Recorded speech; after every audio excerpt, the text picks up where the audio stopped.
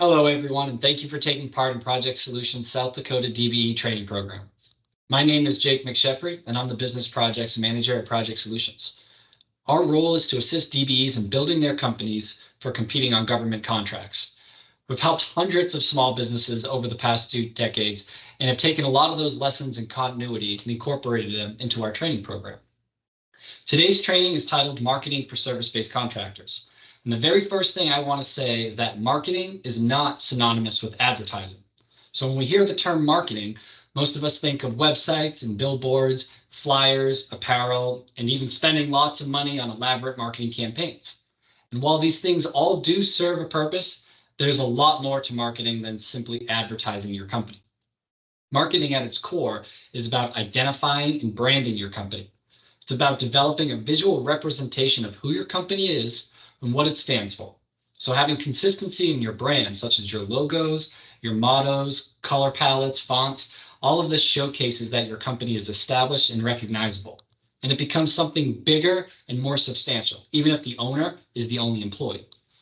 So regardless of if you're a new company or have already taken on several projects, there are certain marketing staples that you should be employing into your business. And thankfully, we also have Trish Moreno here today, who is our marketing guru and has a lot of insight and personal experience into this field. So with that, Trish, I'll turn it over to you to introduce yourself and get us started. Perfect. Thanks, Jake. My name is Trish Moreno. As Jake said, I am the marketing and project coordinator here at Project Solutions. I have over 20 years of experience in nonprofit management, business administration, and business counseling. So I've helped a lot of businesses and nonprofits develop their marketing strategies and plans so that they align their business goals. I'm hoping today's training is going to give you some ideas that you can implement right away in your business's marketing strategy. I'm a small business owner myself, so I understand the importance of marketing and the challenges of balancing that with marketing budgets. So what exactly is marketing, and specifically for government contractors? Marketing for government contractors is unique because, unlike traditional marketing, government procurement officers, program managers, prime contractors are all a much more finite group to whom to market. So because of that, you really have to do your homework when it comes to defining your customer and then understanding how they're purchasing your services and how you can fulfill those needs. Winning contracts requires building customer awareness and relationships with those key decision makers in your targeted customer groups. It also requires a proper allocation of time and resources so that your marketing strategy can be successful. A good marketing strategy is going to align directly with your business goals, and your marketing activities should not just be something that you just do. They should definitely have a purpose and objectives that you can measure. So we have seen a shift in the way that consumers buy products these days. The way that we shop today is way different than the way we shopped in the early to mid 2000s. The majority of consumers today have already made their purchase decision prior to even contacting any potential vendors. So an example of this is like a landscaping company that does landscaping materials. I recently wanted to re-rock part of my yard. So 20 years ago, I would have went to the landscaping company. I would have looked at all the different types of rock they had and would have been able to discuss that with the salesperson. They would have given me their expertise, their opinion, how much rock do you need, what's your area, and they would have done all of that work for me. Today, the way that happens is I do a Google search. Well, first I do a Pinterest board, right? Like I do a Pinterest board of what all the ideas I want. Then I do a Google search for what I'm looking for landscape rock. And I happen to find a website of a local company that's going to let me upload a picture of my space and then virtually install the rocks in that space so I can see what it looks like. Then that website lets me put in the measurements of the area I want to cover, and it calculates the amount of rock that I need. So once I decided what rock I want, how much I need, the website lets me schedule delivery and installers if I need them. So I've never even gone into the business, and the business didn't even know I was shopping around. I've already made my decision prior to doing that.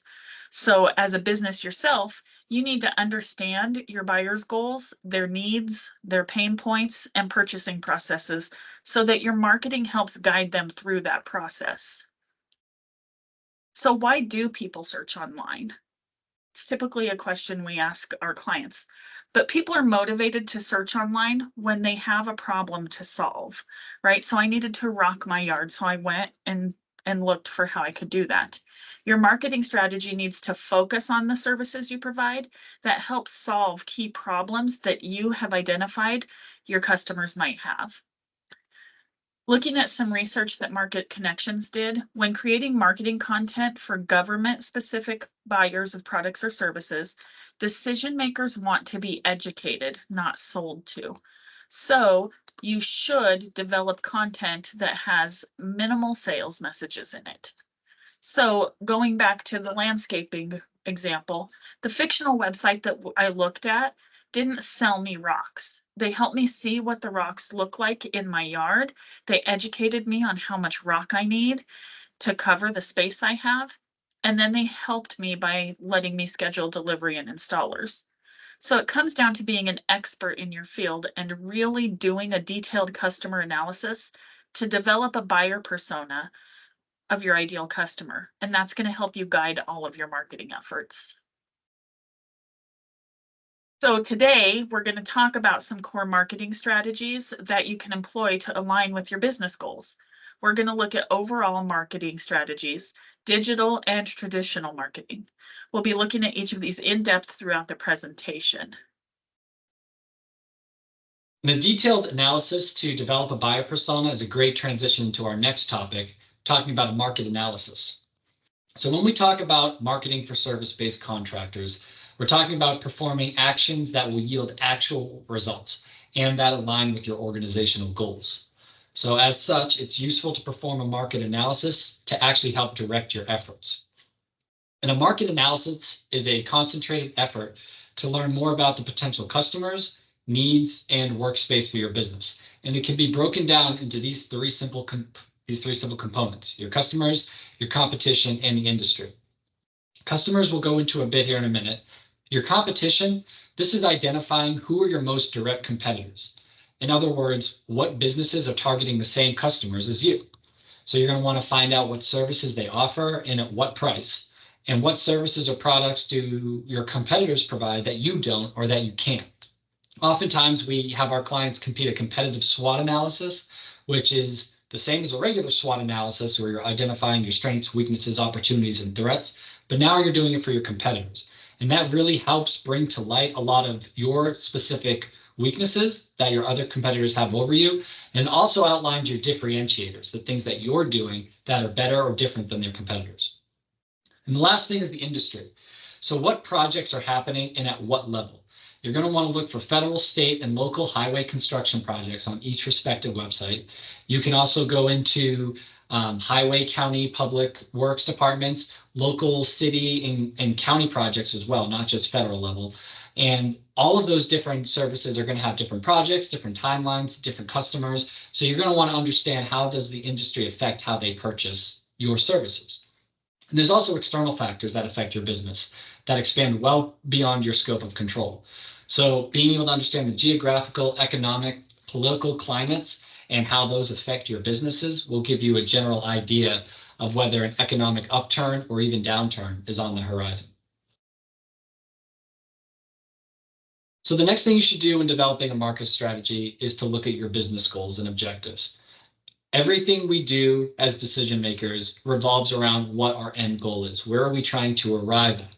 That is what helps us make decisions, even when they're difficult decisions to make. So goals need to be clearly defined. Yes, they should be SMART goals, but more importantly, they should be charted out of how you're actually going to achieve and measure each goal. And there needs to be actionable steps outlined with costs and schedules and accountability.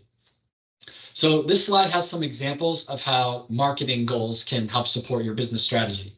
So you may want to increase your website traffic, improve your brand awareness, boost customer engagement, expand market reach, increase your customer retention, enhance your social media presence, and even improve your conversion rate. So these are all different general ideas that sound like a great thing to do. But how do you actually achieve it? So let's take an example. Let's look at a goal that we want to increase revenue in our company by 20%. Pretty standard goal that you want to increase revenue at your company. So what marketing strategy are you going to employ that's going to support that 20% increase?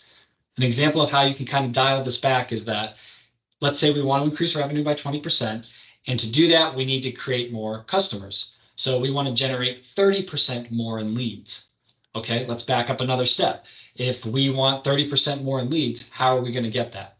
Well, we can expand our market into government contracts. If you're not working on any government, local, state, federal contracts, that's an entire market you can expand into and diversify your portfolio. Okay, so we have identified a market that we can tap into. How do we actually break into it? Well, we can get more leads by attending government procurement events. If you're not aware of what those are, they're events the government hosts in all different states, all around the states, to bring a lot of contractors in and have members of different government affiliations explain, here's how we buy your services and here's what we're looking to purchase. So if you go to those events, you're bound to make a lot of connections and generate more leads. And then if you even have a more specific goal to say, okay, we're going to this government procurement event and we want to make 2 connections. We want to walk out of there saying there's 2 connections we made. We're going to follow up with them, and that's 2 new leads right there. Now you've taken a goal that started off with, we want to generate 20% more revenue. And now you have it broken down into an actionable item of how your marketing strategy is going to support that. And then you're going to want to measure all your results. Did everything we just do actually yield a new contract, a new connection, a new opportunity? That's really important, is that you're measuring your results to make sure that you're on track to meet your goals. Now, I said we would revisit identifying your customer, because when you're doing marketing, your customer is the most important part. The deeper you understand your customer's challenges and their needs, the better you can position your company to meet those challenges and needs. Now, this is the most important part about marketing, because being in tune with your customers' buying habits and knowing when and how they purchase your services, that's what helps you define who your target customers are and direct your marketing efforts. So first thing to figure out, who are your target customers? Who are the people that are going to be buying your actual service? What products or services do they need? And what do they typically pay for your type of product or service? If you're having trouble trying to figure out where to start when it comes to researching customers, it helps to define what your target customer actually looks like. So they could be a general contractor, a government procurement officer, even a private client. But trying to identify any specific characteristics of the people and businesses that you believe are most likely to purchase your product or service is a way that you can actually identify them. And additionally, by homing in on your target customer, it's going to give you a strong focus on where to direct your marketing activities. Now, in the DBE world, you may not be selling or marketing directly to government agencies, but you may be selling or submitting a quote to a prime contractor or even another subcontractor. What's important here is that even if you're not selling directly to the government, your client is. So it's important that you understand how government contracting works, because your prime contractor is responsible for fulfilling that. So anything that you can provide as a DBE in terms of consultations, in terms of communication, completing submittals, these are the type of things that you can market yourself as being very strong at, because in the DBE world, these are the biggest issues that primes face. So now you're not necessarily marketing yourself as the best erosion control company.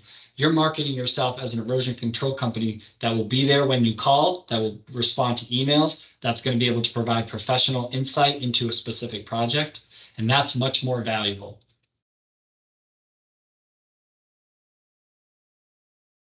So a value proposition, developing a strong value proposition. This describes the benefits that your services have, how it's going to solve a problem or how it's going to improve their situation, and why your company is more unique or better than other alternatives to service the situation. And these are essentially what differentiate yourself from your competitors. So let's talk about some techniques that allow you to develop the strong value proposition. Number one is easy, align with your customer needs. Ensure that your selling points are aligned closely with the needs and priorities of your target audience. The more comprehensive your market analysis was for your customers, the easier it's going to be to cater to their actual pain points. So understand your customers. Identify your unique selling point, your USPs. Determine what sets your business apart from competitors. And this could be your expertise, it could be your years of experience, a new technology that your competition doesn't have, your level of customer service, or even a unique approach to problem solving. Anything that sets you apart. But again, be aware that in government contracting, being the best and proving that you're the best rarely affects the award outcome. Government contracting in general has very tight margins, and bidding competitively is still your best shot at being awarded a contract. But it's important to know that if you do offer these as differentiators and that your price is still competitive, it's going to give you a better shot at winning. Focusing on the benefits and not the features, highlight the specific benefits that your customers receive from your products or services. Focus on how you can help them achieve their goals or solve their problems, like I said before. Communication is by far the biggest problem in the DBE community. So being upfront that you'll always be there to answer those emails, calls, and questions can go a long way. Tailoring your message. Craft a simple, concise, yet compelling message that communicates your value proposition in a way that resonates with your target audience. Oftentimes, this is a quick elevator pitch, which we're going to look at in a little bit. But essentially, you're going to tailor what you're offering to what your client wants to purchase. And then differentiate yourself. Clearly articulate what makes your business unique. What are your differentiators? Again, why customers should choose you over your competitors. And you mentioned this in your unique selling points, but don't forget to give examples or demonstrate how your services differ. A new station alert has arrived. And then test and refine. So continuously test and refine your value proposition. Let me try that again, and then test and refine. Continuously test and refine your value proposition based on feedback from customers and market research to help ensure that your value proposition not only remains relevant, but compelling over time. Government certifications like DBE, 8A, HubZone, WOSB, or VOSB, all of these set your business apart from non-certified competitors. And a lot of work goes into getting these government certifications. So you want to leverage them to enhance your marketing efforts and help attract government clients. So how do you do that? How do you actually leverage these hard-to-earn certifications? Well, the first one is looking at your marketing materials. Include your certification decals and details in all of your marketing materials and in your capability statement. Going to networking events. So when you attend networking events, your certifications can open doors for conversations and partnerships that can lead to contract opportunities. Looking at government procurement portals. So make sure your listing is in the DBE directory is up to date with every state you're certified in. Make sure your NAICS codes are all correct and all your contact information is correct as well. Because these directories is where primes are going to go to look up DBE businesses. So if your information's not in there correctly, they're not going to be able to solicit you. Also make sure that your certifications are up to date on federal government procurement portals such as SAM.gov and GSA BUY. Looking into subcontracting opportunities. So when you're seeking subcontracting opportunities with larger prime contractors, they may have requirements to subcontract a portion of their work to small and disadvantaged businesses. So for example, through the DBE program, even when projects are race neutral, DBE credit still counts. So there's still an opportunity to leverage your certification here, even if you're not directly solicited by a prime. And the last thing is relationship building. As you win jobs, be sure to build upon those relationships with the government and other contractors. Constantly seek feedback and express your interest in doing more work with them again on future projects. Great. So now we're going to talk a little bit about digital marketing. To lead into that, we're going to start by talking about content. Content is king across all of your digital marketing channels. Customers, including government procurement officers and buyers, are consuming online content at rates we've never seen before in this industry. Again, looking at some research that Market Connections did into government buyers specifically, 44% of them said they download content from vendors they work with. 60% of them rely on research like white papers. Over a third of them are willing to spend an hour or more reading work-related ebooks. 25% are going to incorporate online content into their RFPs or RFIs. And 73% will download and share online content with colleagues and supervisors. So what those statistics all mean to us as business owners is that by developing educational, entertaining, or engaging content, that should all be part of our digital marketing strategy.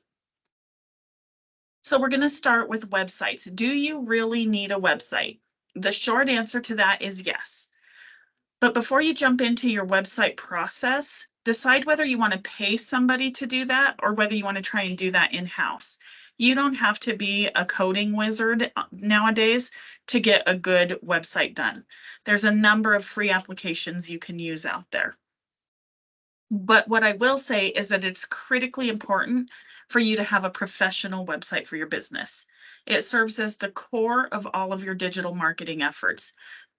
Social media, email marketing, all of that points back to your website, even if it's just storing documents in the background of your website. To do a good website, though, you have to have good planning and implementation so that you produce a good return on the investment of time and or money that you use to develop your website. So things you need to look for are your website needs to load quickly. It needs to get information to visitors that's important, including past performance. It needs to tell a compelling story about your business and your capabilities and competencies. It needs to look great aesthetically and represent a level of quality and professionalism. So just like your work does, you want your website to reflect that. And then you want to present information in different ways for different learning styles and different buyer personas. So like I said, having a professional website is at the core of your digital marketing strategy. So you need your website to convey more than just contact information and a product or service description. You want it to tell a story. You've got to show credibility, relevance, and professionalism. It goes beyond colors and layout. And so we're going to talk about 4 components that should play into your website. So the first thing we'll talk about is aesthetics. Aesthetics goes way beyond, like I said, colors and layout. Main aesthetic components are a logo or other prominent brands. So you can see on this sample here, they have their logo up here in the top left. Colors need to be between 2 and 5 colors that align with your brand guidelines. So again, here, their logo is this green down to a turquoisey color. And their graphic here, same color scheme. Their buttons, the same. Typefaces, you again want to stay within 2 to 3 different kinds of fonts. So they've got 2 different fonts on here. You start getting a lot of different fonts and it looks jumbled and messy and disorganized. You want your graphics to be consistent with your brand and make them appealing to people who are buying. So again, the water drop in their logo kind of goes with the water drop on their infographic here that they have. An important part of the aesthetics is leaving enough white space so that you give your buyers' brains time to process the information that you're trying to get them to look at. Once you have the aesthetics down, you're going to look at organization of your website.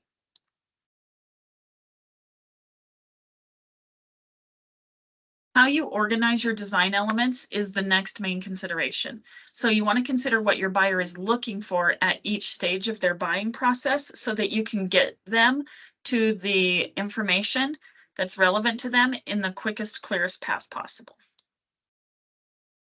So the way, again, looking at our sample website, clear navigation, their menu is across the top here of every page.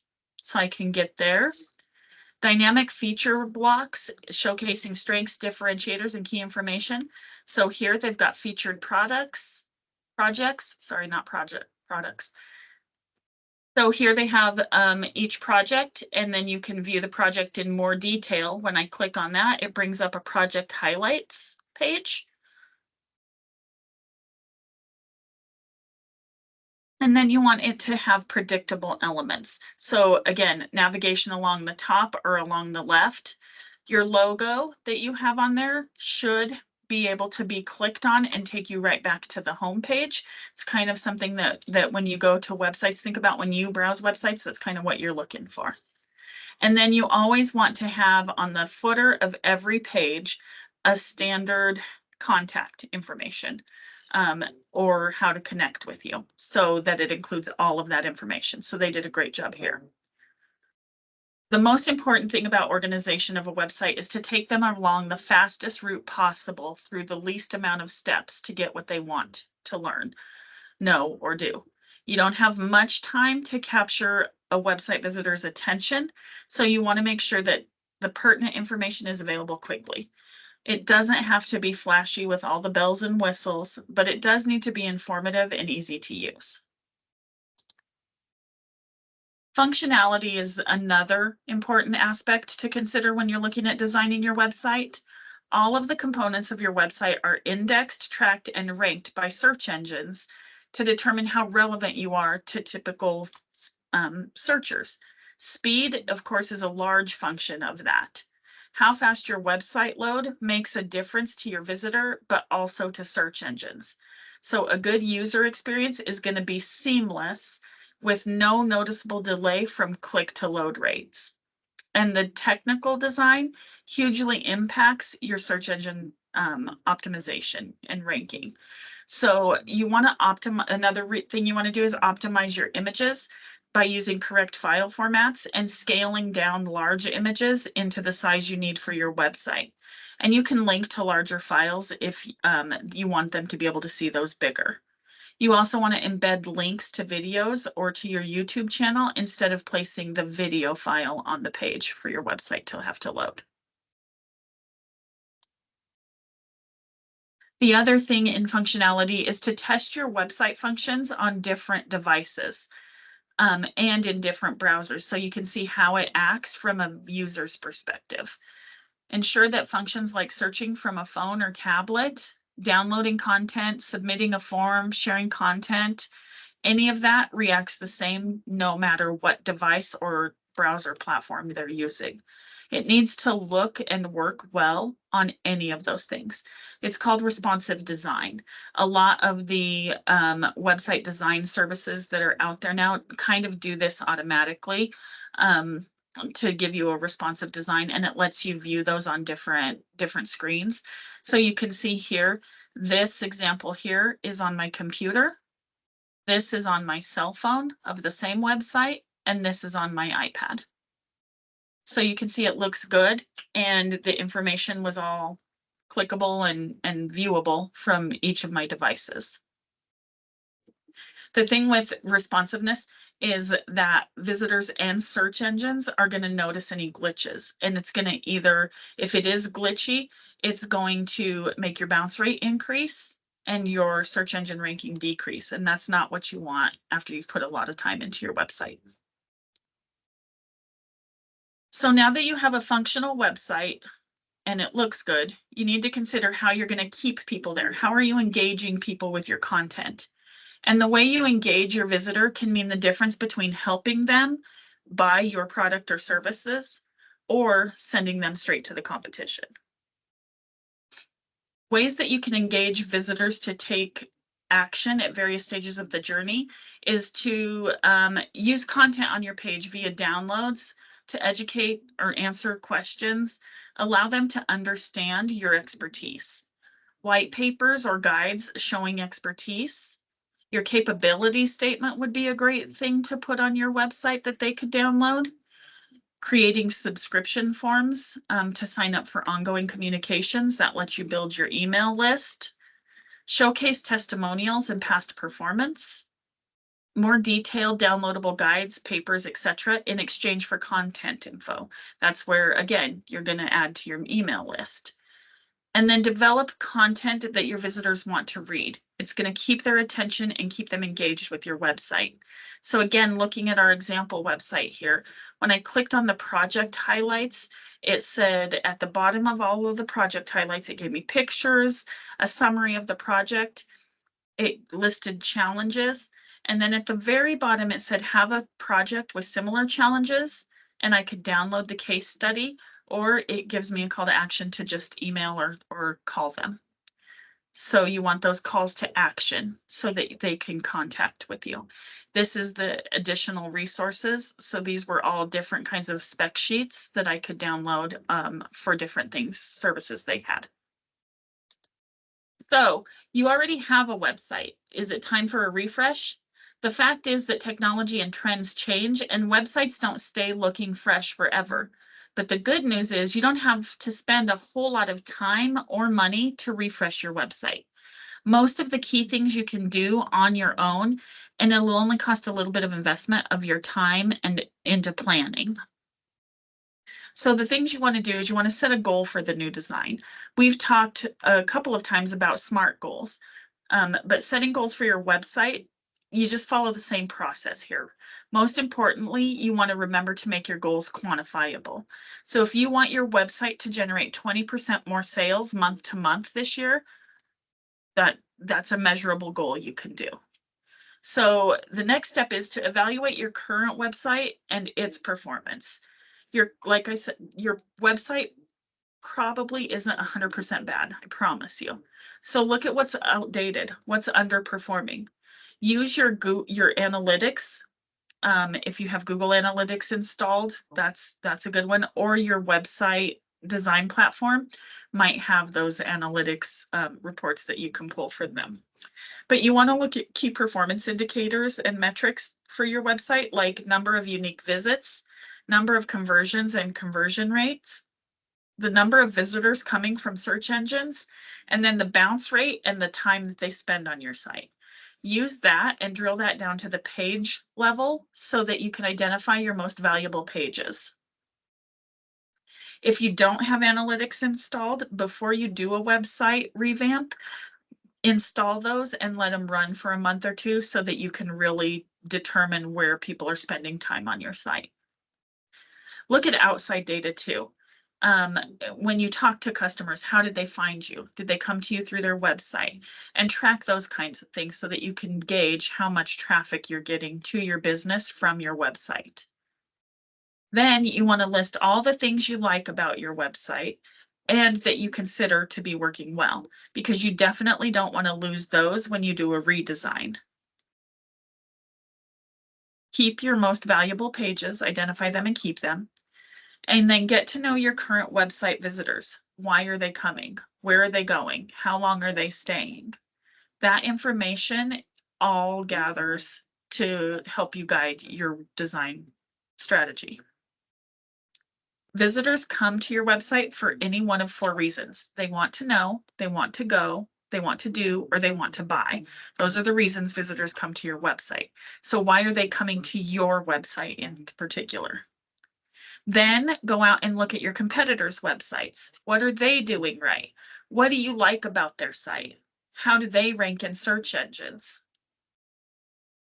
Make a list of what needs to change about your current design. And then as you go through it, compile that so that you know what changes you need to make. Now, make the changes and launch your new design. Finally, keep improving on the design over time because, like I said, things don't always stay up to date and fresh. So the one thing I will say here is that if you need help with a website review, Project Solutions can help with that. Just give us a call and let us know, and we'll help do a website review for your business. So using social media is another piece of your digital marketing strategy, and using it effectively and hand in hand with your website is super important in your marketing efforts. The first thing you need to do, though, is to choose the right platforms. Determine which social media platforms are most relevant to your target audience and your industry. So for instance, LinkedIn is really good for business to business marketing, but it might not be so good for business to government businesses. It just depends on who you're trying to reach. In the construction industry, what we have seen work really well is Facebook and YouTube. We've kind of seen them be heavy hitters as far as value, depending on your specific audience. Then once you choose your platforms, you want to make sure you optimize your profiles. Make sure they're complete, make sure it's professional, and that it's consistent with your branding. You don't want to have totally different branding on one thing and then something totally different on your website because it looks like two different businesses. Then you want to share valuable content. Share content that's relevant and valuable to your audience, and then position yourself as a thought leader in your field, or think of other areas that connect to your industry. So for instance, being well versed in the DBE program could be a great selling point because primes could look at that and say, oh, well, they know about the DB industry. They seem to know about the program and can help with that process. You want to engage with your audience by responding to comments, messages, and mentions properly and promptly. Engage with other users. So if you have a prime contractor you really want to work with, go on their social media and like and engage with their content, because they'll see XYZ business liked me. So, I wonder who they are. Now they're looking at your information. So you want to like, share, and comment on their posts as well, because you're building a relationship through social media to those companies. Make sure you include effective calls to action so you can build your potential customer list. We're going to talk about calls to action here in a little bit, but make sure they're relevant to your customers. Visual content seems to be better performing on social media than most other content. So use visuals. Hashtags are another tool you can use. If you don't know what hashtags are, they're words or multi-word phrases that categorize content and track topics on social media platforms. So people then use hashtags to search for posts with specific themes, and it helps them find tweets or posts or whatever that are in that interest group that they're looking at. So research popular hashtags in your industry and then include them on posts when it's appropriate. Promote your certifications and success stories. Stay active and consistent and regularly post content and engage with your audience to maintain a presence on social media. Consistency is key to building a following and staying top of mind with your audience. You don't want posts. You don't want someone to go to your page and see that the last time you posted was 2020 and it's now 2024. So keep your content up to date and regular. No two companies are exactly the same. So that is working. So what's working for one might not work for another. It's not really a cookie cutter approach to social media. It's going to depend on the owner's personalities, the company's values, and those kind of things. So you really want to mold that to what your needs are. Finally, email marketing. It's another part of your digital marketing strategy, and you should include it in your overall marketing. To use it effectively, you should follow the general guidelines listed on the slide. You want to build an email list. Start by getting a list of your current customers, any past clients, prospects, contacts that you've collected through networking events. And then once you have that, then you want to segment your list into industries, job titles, previous interactions with the company. That's going to allow you to send more targeted and relevant content to those different segments. You want to create compelling content. Again, that word, content. It's all about the content. The thing here to note, though, is that you don't have to create new content for each marketing channel. You can cross-pollinate your content through all of your channels. So for instance, if you send out an email newsletter and it's got several different articles, you can then post one of those articles on your social media that points back to your newsletter. Your newsletter is then housed on your website, and you can pull another article and do that as a blog post on your website. So you're not actually creating all new content across all of these different channels. You can use the same content across multiple channels. I would suggest you use a professional email service like MailChimp, HubSpot, Constant Contact, or a few. because they have different features that you can use. It helps you with list management. It's got email templates, but most importantly, it has analytics that are going to help you create and track your campaigns. So I would definitely suggest using one of those. It'll also, those programs will let you personalize your emails. So that can significantly improve email engagement, right? Because if I see an email that comes to Trish and it's personalized, it's going to be way better than just a blanket email that I got that I'll probably skip over. So use their name and tailor the content so that it meets their interests whenever you can. Again, include clear call to actions in your emails. Monitor and measure the results. So you want to track the key metrics here that you want to track are open rates, click-through rates, and conversions. Most importantly, you want to comply with regulations. So here, the CAN-SPAM Act in the United States is the big one. So what that means is you have to provide a way for recipients to unsubscribe from your email list, and you have to include your business address in your emails. So you want to use email marketing as part of your overall digital marketing strategy, and it's going to support your overall business goals. So I've talked about calls to action a couple of times. They play a crucial role in your complete digital marketing strategy because it guides users towards a specific action that aligns with what you want them to do.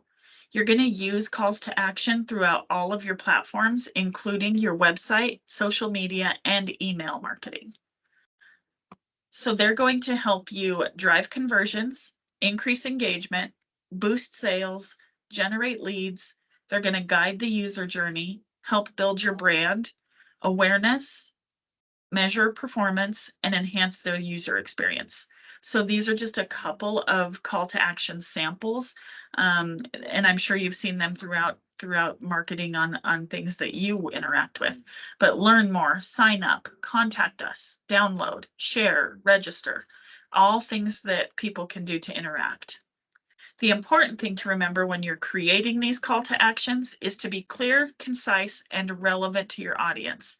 And then experiment with different calls to actions and monitor how they work so that you know which ones are working well for your business. One thing that I've seen as an example is someone who puts win me or sign up to register to win. Well, especially in the government contracting world, people who are looking for those kinds of businesses are not able to win prizes for interacting with somebody. So that's not going to really be effective as a call to action. So make sure that what you're putting out there is relevant to who you're trying to reach. So again, we're finishing up with digital content, but your digital strategy all centers around content. If you can't demonstrate your product or service in person, find an eye-catching and creative way to do it online through your website, social media, and your email marketing. So ideas for content, virtual tours are a great one, job sites, a tour of your shop, tour of your office, meeting your staff. Those are all good things. Demonstration videos of your services, of your products, how-tos, any product reviews that you might have, community service projects that you've been involved in, and definitely project history. Go out and record your crew on the job site so that you can show those kinds of things. And then once you develop the content, share it across all of your digital marketing platforms. And like I say here, great content is only great if you share it. If you keep it to yourself and you don't share it, it's not going to do you any good. So we talked a lot about the importance and relevance of digital marketing. It's important to understand that, again, you may not need a fully robust, multi-tiered page website with all these functions if that's not what your client is expecting or how they purchase your services. So some people may be listening to this and say, I don't need a whole website. Well, you at least need a splash page, at least a one-page website that somebody can go to and see that you're a legitimate established company. Having an internet presence, even in this industry, is not really something that is negotiable anymore. You have to have an internet presence. That being said, We don't want to forget about the importance of traditional marketing strategies, especially in the construction industry. In many examples, the old school ways of marketing ourselves tend to be the most effective ways in the construction industry. Those face-to-face interactions, transparency, and trust go a long way in this world. So we'll dive a little bit into each one of these: attending networking events and conferences, monitoring government bid letting procurement systems, utilizing your capability statement, building the relationships, and monitor and measure results. And you'll see a lot of these are kind of touching on the same thing, just in a different perspective. And there's a reason for that. A lot of these principles are the same no matter which strategy you're employing, but it's just using it correctly at the right time. So networking. This is one that everybody hears. Everyone always hears, go network, build relationships, but it's not as easy to do. And the first place is, where do you even go? So here's a bunch of different examples of types of places where you can network. Industry conferences and trade shows. So doing any type of internet searches for upcoming events in your areas, construction events, trade events, government procurement events, trade shows, looking up all these things that are happening, and then determining what is the likelihood that your customers will be at the event. If your customers are prime contractors and it's a government procurement event, you're probably going to be able to meet a lot of primes there. So doing your research to determine what is the event actually about and what are the likelihood someone's going to be there that I want to network with. Business networking mixers. So think of like chambers of commerce, local networking groups. Those are all different opportunities that get posted out there, usually through social media and Facebook. That's a good opportunity to have your Facebook for your business be friends with those groups. Along with the same line of topic, professional association meetings, AGCs meetings, NAWIC, those types of organizations, if you want to pay for a membership to be involved with there, those are great opportunities to network. The government procurement events. I say this all the time because if you're talking about government contracting, especially in the DBE world, this is the place to be. And they put them on, they do all the work for you because they have all the people you want to meet put into one room, and they have a table, and you take your turns going and talking to them. So these events are specifically geared towards government contractors and provide ample opportunities to learn about upcoming events, meet with people, and network with other contractors. So these constantly be on the eye for these. The SBA and the Apex accelerators in your state are most likely the ones who are going to orchestrate those. Small business conferences, so small business development centers, workforce development, SBA, again, economic development, all these different organizations around the states, they do put on these conferences every now and again. Sometimes they'll be called summits, sometimes they're conferences. Again, just try to do a Google search, whatever search function you use. It helps once you do find an organization or an event that is useful, put it in your calendar because a lot of these are annual or quarterly. So you're going to want to make sure you go to the next one and that you don't forget about it. Networking breakfasts and lunches, and then local and online networking groups and events. Sometimes locally, there's a group of business owners that meet and they talk about their different businesses and different strategies. So again, really going out there, doing the research, finding out opportunities that exist, firstly, and secondly, are your customers or people who could potentially be your customers going to be there? So you know where to network. Now, how do you network? Again, networking is a skill and it's an action that needs to be performed. You can't just arrive at an event and expect to be networked. So you have to put in the effort. And this is where people struggle because it's very possible you could go to an event and it could be the best networking opportunity and you come out of there with nothing. And that's because there was no plan, there was no process for how you were going to get the most out of your time. So these are some examples of things that you can do. We'll go into each one of them about specifically. If you're going to network an event, here's what you should do in preparation before so that you get the most out of it and don't just waste your time. Usually these events happen during the week, during a workday. So you're taking time away from your business to arrive at this event, and you want to make sure you're getting some sort of ROI for it. So 1, set clear goals. Just like we say all the time, before you embark on anything, you want to know where you're trying to end up. So set your clear goals. Determine what it is you want to achieve at this event. Are you trying to meet new clients? Are you trying to find a business partner? Are you trying to learn industry trends? Have a clear goal of what you're trying to get out of it before you go in. Research the event. Should have already kind of done this during the initial phase when you found out about it, but learn as much as you can. So learn the agenda, learn who's going to be speaking, what type of audience is being catered to. This can help you identify the key people that you're going to want to connect with, understand which topics will be discussed. Sometimes they have breakout sessions. You have to actually choose which room you want to be in. And you want to choose the room that's either most applicable to you so you learn something, or you want to choose a room that the person you're trying to network is going to be in. So again, finding out where your services fit in, developing a strategy of how you're going to approach the event. Preparing your elevator pitch.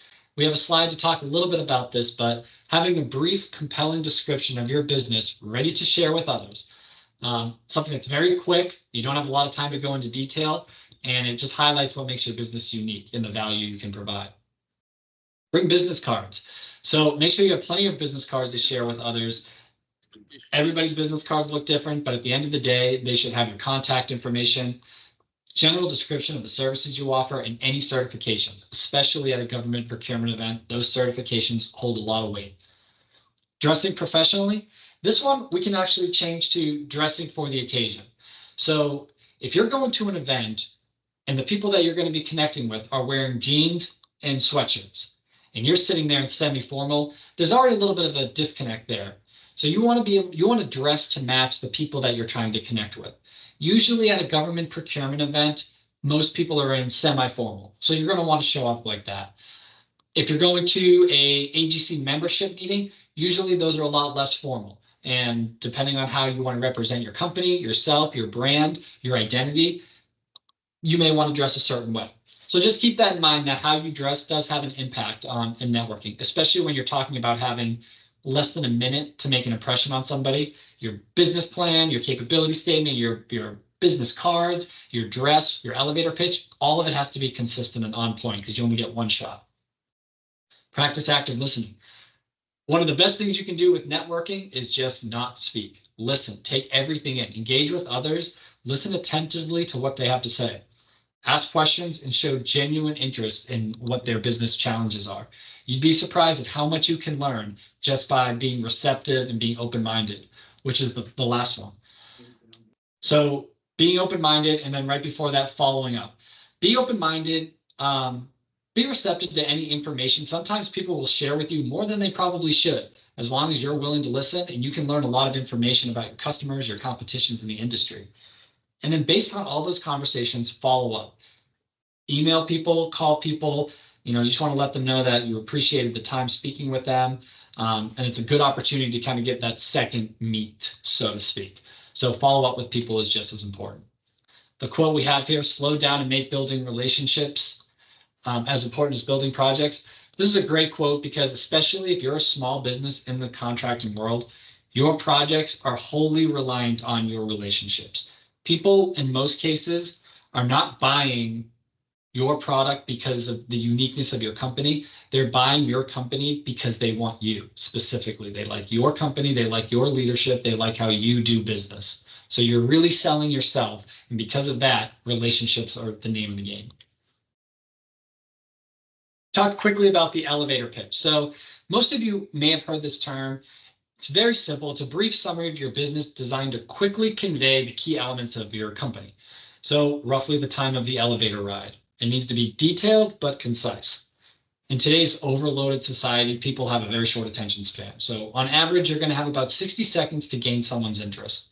Having a well-crafted and rehearsed pitch helps you capture the interest and hopefully spark a meaningful conversation. So here's the kind of 4 steps that we have. Number 1, introduce yourself. You can see the examples we have here. Hi, my name is Jake. It's so nice to meet you. Provide a summary of what you do. I'm a project manager with Project Solutions Business Services Division. Explain what you provide or what you want. We work with DOTs providing supportive services to disadvantaged businesses that do businesses with those DOTs and other government affiliations. And finish with a call to action. Would you mind if I set up a quick call next week to discuss the DBE program and how it can benefit your business? So essentially, what you want your elevator pitch to do is that when you have a conversation or an interaction with somebody, you want them to leave that very short interaction knowing who you are, what you work for, what business you're in, and potentially a follow-up. And that follow-up could be, here's my business card, give me a call if something comes up. Or that follow-up can be, I'll send you an email and we'll schedule a time to meet. But it's very important that this is rehearsed and ready to go, and that you cater it to your audience. Everything gets catered to your audience. The same way that if you're going to dress differently, your elevator pitch is going to be differently. If it's a more formal, informal setting. So really being able to read and connect with the person that you're speaking with, that's really what we're trying to go after. So monitor government bid letting procurement systems. We talked a little bit about this, but specifically the DOT bid letting pages give you all the information that you need on upcoming project lettings. So go to the SDDOT department or the SDDOT bid letting page. If you don't know how to get there, you can just Google SDDOT bid letting page, or you can go to the SDDOT site and search in there. It's very simple to get there. They break it up into regional and to statewide, so you can actually see what projects are coming based on the region and see what's going out for bid, what is currently let, and that really helps give you a lot of information about the trends in the industry of the program. So for federal government jobs, outside of just DOT, SAM.gov and GSA eBuy are definitely portals that you should be monitoring. As I said before, city, county projects, they vary depending on how each entity actually releases their bid openings. So check your local city, your county public works department, see what their bidding process is. These departments are called different things depending on the community. So it may be called the highway department, it may be called public works department. But understanding all the different levels of government and all the different services that purchase your type of work, you're going to want to be monitoring all of those, not just one.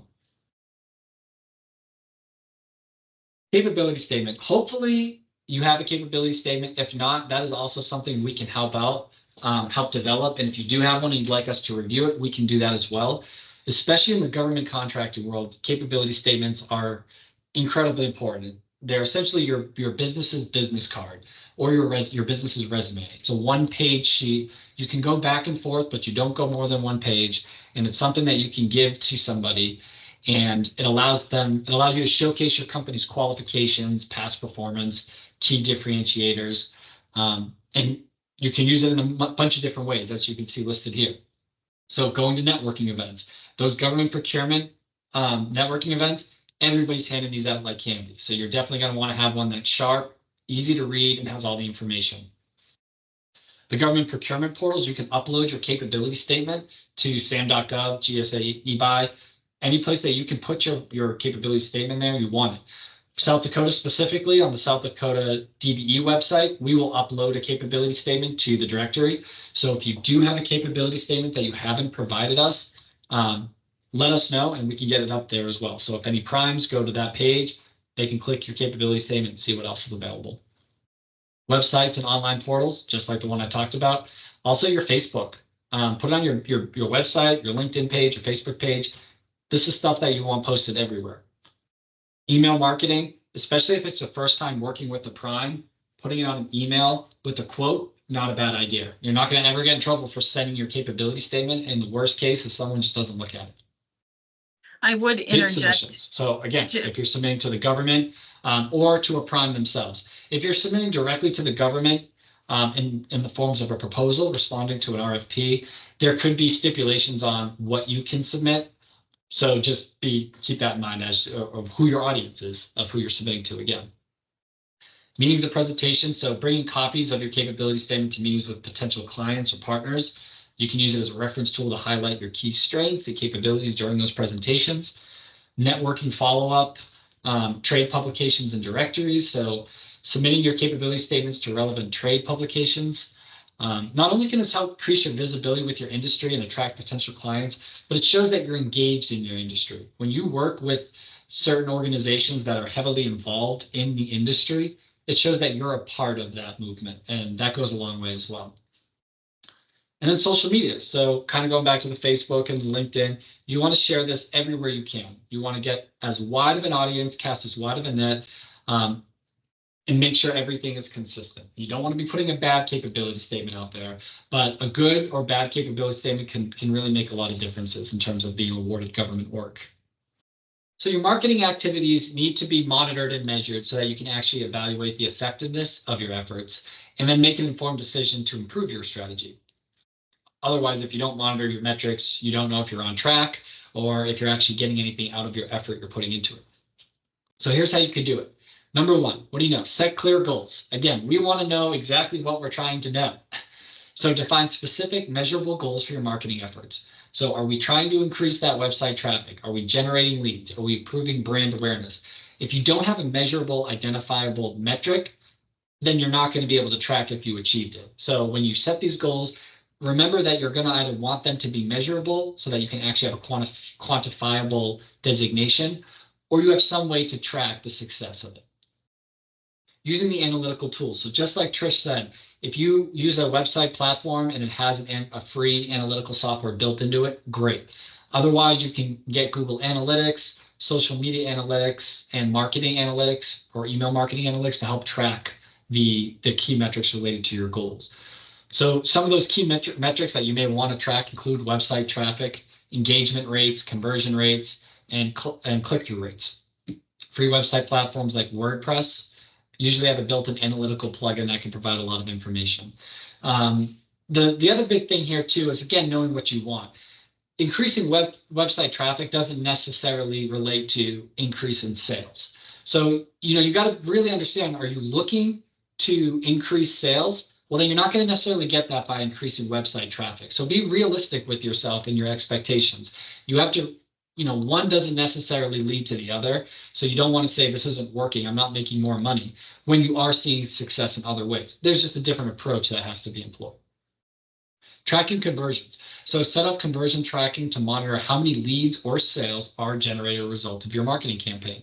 So again, that helps you understand the ROI of your efforts, but you want to be able to make sure you know how to track those conversions. Monitor campaign performance. Regularly reviewing the performance of your marketing campaigns to see which strategies are working and which ones aren't.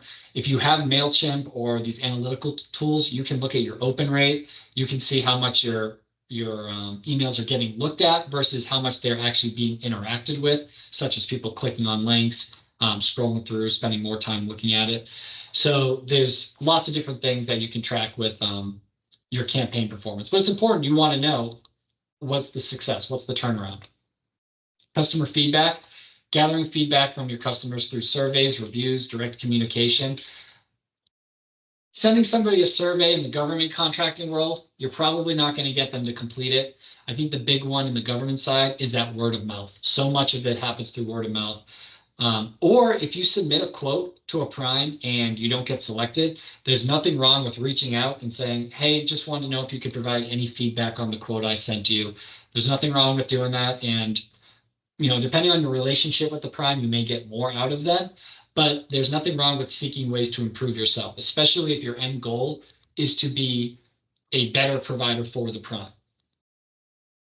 And then a competitor analysis. Monitor the marketing efforts of your competitors to see what strategies are working for them.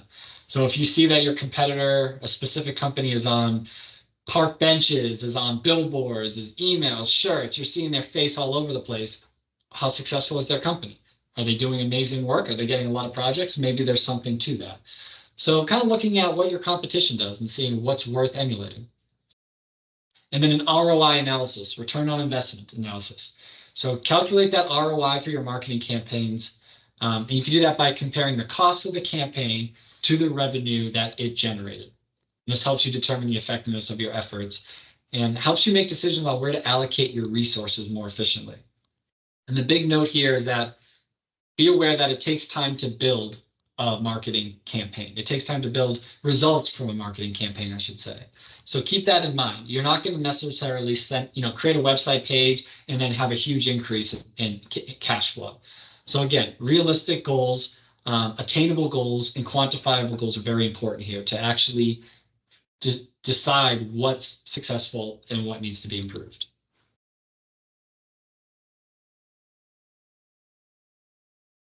So like we stated many times already, marketing is essential for your business to grow. It takes time and effort and money to make a marketing strategy. So you need to take it in small steps. Make sure that you lay a solid foundation and then you build your strategy upon that. Your marketing strategy and the things that you do should be complementing your business strategy. So having a business plan and knowing the direction and the goals of your organization then your marketing should be implemented to support that. If you just try to go ahead and do marketing stuff without any real foundational root to base it on, then you're just grasping at straws. You may get lucky and get a project or get some traction from it, or you may just be spinning your wheels. So having those goals set out, knowing exactly where you want to get to is, I can't overstate how important that is. And then keep in mind that marketing has goals, but marketing itself is not a goal. It's a commitment. And the difference between a goal and a commitment is that a goal is achievable. So once it's completed, it's finished. A commitment, however, is an ongoing dedication to something. Marketing is never complete. It's just a perpetual cycle that will change and grow over time. By understanding your target customer, by crafting that compelling message, using the right channels and monitoring your results, your marketing strategy can work and grow your business now and into the future. So try to just identify 1 or 2 actions that you can do maybe this week or this weekend from this presentation to work on your marketing goals. If it ever seems like your marketing is a necessary evil, or you're just spending too much time and money and not seeing the results, this may mean that you need to adjust how you market your business, not just ignore it. Again, Project Solutions, that's what we're here for. So if there's anything you want to do, any ideas you have, or any initiatives you want to embark on in terms of marketing, feel free to contact us. You have our information here. There's my phone number, email, Trisha's phone number, and email. It doesn't matter who you contact. If you contact one of us, you get both of us. So we'll be able to reach out and orchestrate any future trainings if necessary. Trish, is there anything else you would like to add? Nope, you covered it all. Just good luck with your marketing efforts. I hope that you're able to take some of the strategies we listed today and put them to work right away. Fantastic. Thank you for listening to the training, and we hope to see you soon. Bye. Bye.